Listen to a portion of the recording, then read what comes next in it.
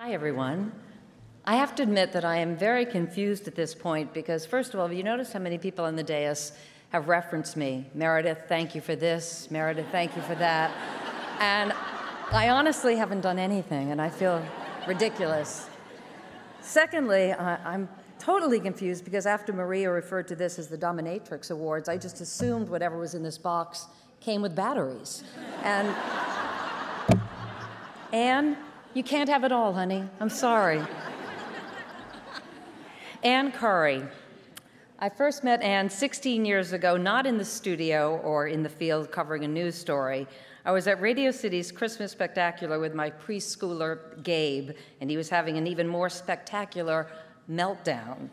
In swoops Ann, who had the unfortunate luck to be seated next to us. She took one look at Gabe, removed her beautiful coat, and wrapped him in it. Next thing I knew, Gabe was asleep, thumb in mouth, sticky candy cane fingers clutching what appeared to be pretty expensive material. At the time, I thought this is one nice lady, but now, having worked with her in the studio and in the field, I've come to realize that Ann has a special relationship with chaos. She doesn't shy away from it. She's not afraid of it. She wants to make it right. It was Ann who first exposed much of America to the genocide in Darfur and the starvation in Somalia, and more recently, the bombing in the Nuba Mountains of the Sudan. Ann goes to those places because she cares about helping people, and she does so by bringing their stories to all of us. Ann's husband, Brian, who's with her today, told me her raison d'etre is to do something of service. Her dad, Bob, a career Navy man, distilled that in her. Do something of service in your life so at the end of your days, you will know that you mattered. No question that is what drives Ann, but what is it like to be on the home front when your wife is off grilling a despot or scaling Mount Kilimanjaro or bungee jumping, idiot that she was, off a bridge in England for charity? Well, Brian admitted it can sometimes be frustrating, like the time, Ann, that you called Brian from Antarctica and said that you were boarding a plane for the South Pole. And then he didn't hear from you for 24 hours and started to panic, only to finally get a message from her, quote, "I've been asleep. Weather canceled my flight. It's really cold here." Really, Ann?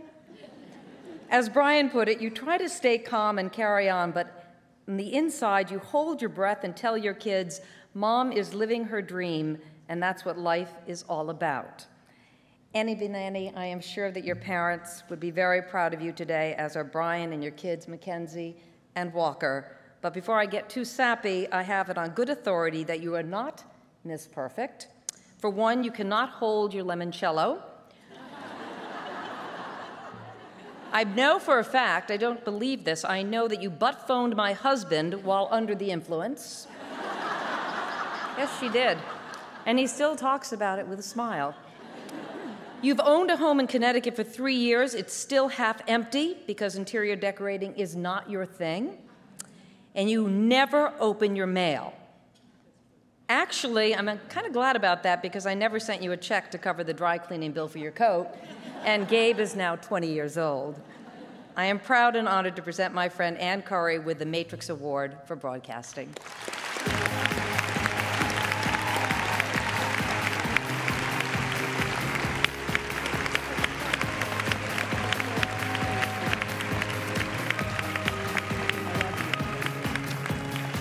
Meredith Vieira, ladies and gentlemen, a woman to love. Yes. She's such a great friend, and all of us who are lucky enough to count her as our friends just are counting our blessings. She mentioned my husband, Brian, and I want to tell you, Brian, you are the best decision I have ever made.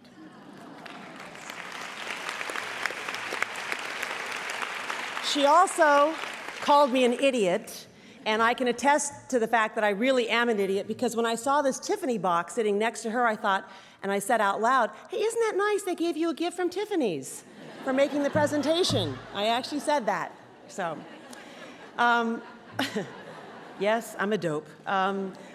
Long ago, in the dark ages, when I was young, I was watching Walter Cronkite on television when I first heard about a movement that would give women in America the same opportunities as men. It caused an earthquake in my psyche, destroying all my ideas about what was impossible. I began to believe that I could be a journalist just like I dreamed, even though I am a woman. I even thought that I could overcome any discrimination against my being multiracial. And perhaps as significant, my having been taught English by, bless her heart, my immigrant mother who mispronounced all of the words. And as you can probably tell watching television, that's still causing me trouble because I really can't read the teleprompter. If my mother was here, she would say, "Anna, I think so you're getting a little bit old now. I think so you lose the beauty, but you still wear too much eyeliner. Look like a raccoon. I love you." But that's another story. I never expected it to be easy, but I was surprised to be told to give up my first reporting job because, quote, "women have no news judgment, and besides, you can't carry the camera." Gloria Steinem gets credit for my reaction to that. No, I did not burn my bra. My small cup size would not have made a flame big enough to actually have made any impact. Instead, I immediately thought, oh yeah, watch me. And I have now been a reporter for 34 years.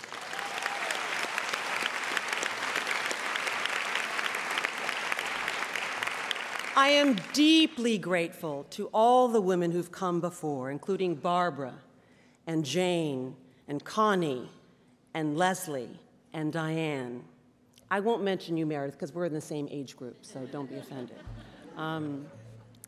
And I feel enormously lucky to be given all the opportunities I've been given by great bosses, especially the exceptional men I get to work for today, many of whom are here today. And I'm not sucking up, even though recent ratings events might dictate that I should.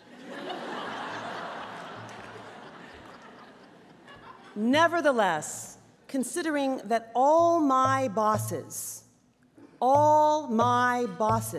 have been men, I have wondered what has happened to this hope for full equality in America.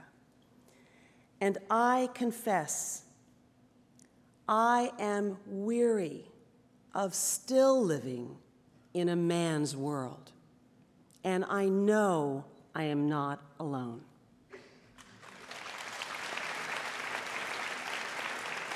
We are not done. If not for ourselves, then for our daughters. We need a renewed call for action to stand up for women, just as the Matrix Foundation is doing today. To know our worth, because it is likely more than we've been given to realize. To compete not against women, but against ourselves to excel. And to listen. Because if we can close our eyes and just listen, we can almost hear the clamor of all of these young, talented, smart young women coming up behind us, cheering us on. Let their hopes and their dreams embolden us. I hope before I die to see America strengthened by men and women standing shoulder to shoulder, strong, supporting each other to make a better world. And as we see from all the greatness of all of these women up here and down there, I think, oh yeah, watch us. Thank you.